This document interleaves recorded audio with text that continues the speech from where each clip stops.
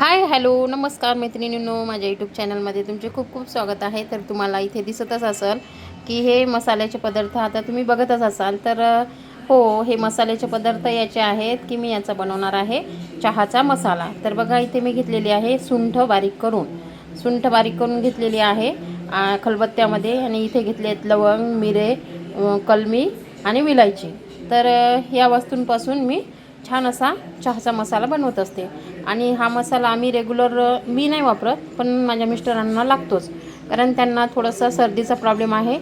तर ज्यांना पण अस्थमा सर्दीचा जर प्रॉब्लेम असेल तर त्यांनी याचा काढा प्यायचा. काढा एकदम छान लागतो. आणि ज्यांना पण डायबिटीज वगैरे असं म्हणजे डायबिटीज किंवा अस्थमा किंवा सर्दीचा असा ॲलर्जीचा प्रॉब्लेम असेल तर त्यांनी हा नक्की काढा पिऊन बघा. तर चला, आता मी छान याला मिक्सरमधून बारीक करून घेते आणि याचा मसाला बनवते. तर व्हिडिओ आवडला असेल तर नक्की लाईक करा, शेअर करा आणि सबस्क्राईब करायला विसरू नका. धन्यवाद. तर बघा मैत्रिणींनो, मी आता इथे काढून घेतलेला आहे हा चहाचा मसाला. तर बघा किती छान झालेला आहे, एकदम सॉफ्ट झालेला आहे बघा.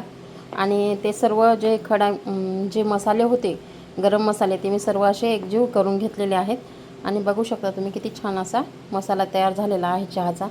तर ज्यांना पण ॲलर्जीचा त्रास असेल त्यांनी हा वर्षभर म्हणजे चहामध्ये टाकून जर पिला तर खूप कमी होते त्यांना ॲलर्जी. तर माझ्या मिस्टरांना खूप त्रास होता ॲलर्जीचा, की अस्थमाचा त्रास होता. तर त्यांनी आता 1 वर्ष झाले लगातार पितात, तर खूप कमी झाला. म्हणजे असं जास्त त्रास होत नाही त्यांना, फक्त एखाद्या वेळेस सर्दी वगैरे बस.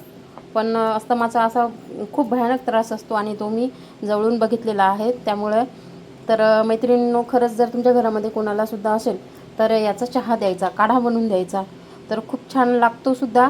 आणि सर्दी जर असेल तर त्याचं एकदम डोकं फ्रेश होते याने, कारण सर्दीमध्ये खूप डोकं वगैरे अंग दुखते. तर याच्यामध्ये सुंठ, लवंग, मिरे असतात, तर त्याने खूप छान आराम पडतो.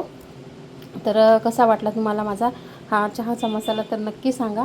आवडला तर नक्की लाईक करा, शेअर करा आणि सबस्क्राईब करायला विसरू नका. तर आता मी इथे बरणीमध्ये भरून ठेवते. तर बघा, हा माझा 2 महिन्याचा मसाला झालेला आहे, चहाचा मसाला तयार. तर याच्यामध्ये मी घेतलेला आहे पावभर सुंठ आहे. आणि जे सर्व सामान म्हणजे साहित्य घेतलं होतं, लवंग, मिरे, कलमी आणि विलायची. तर लवंग, मिरे, कलमी 100 ग्राम घेतली होती. आणि लवंग, मिरे खूप गरम असतात त्याच्यामुळे 50-50 ग्राम घेतले. आणि विलायची ही 2 तोळे घेतलेली, 2 तोळे की म्हणजे 200 रुपयाची आणलेली होती मी, तर ती टाकलेली आहे. तर हा माझा 2 महिन्याचा मसाला रेडी झालेला आहे. तर मैत्रिणींनो, तुम्हाला माझा व्हिडिओ कसा वाटला तर नक्की कमेंट करून सांगा. आणि आता माझी ही गरम मसाला बनवण्याची सुद्धा तयारी सुरू आहे.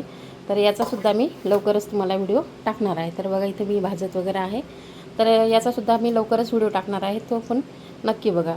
तर चला, आता सांगा चहाचा मसाला कसा झाला.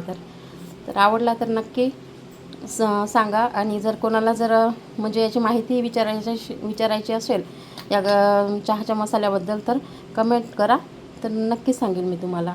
तर व्हिडिओ आवडला असेल तर नक्की लाईक, शेअर आणि सबस्क्राईब करायला विसरू नका. आणि खूप छान असा लागतो हा, टेस्टसुद्धा खूप छान लागते याची. तर नक्की करून बघा, चहा पिऊन बघा आणि कमेंट करायला विसरू नका. थँक्यू.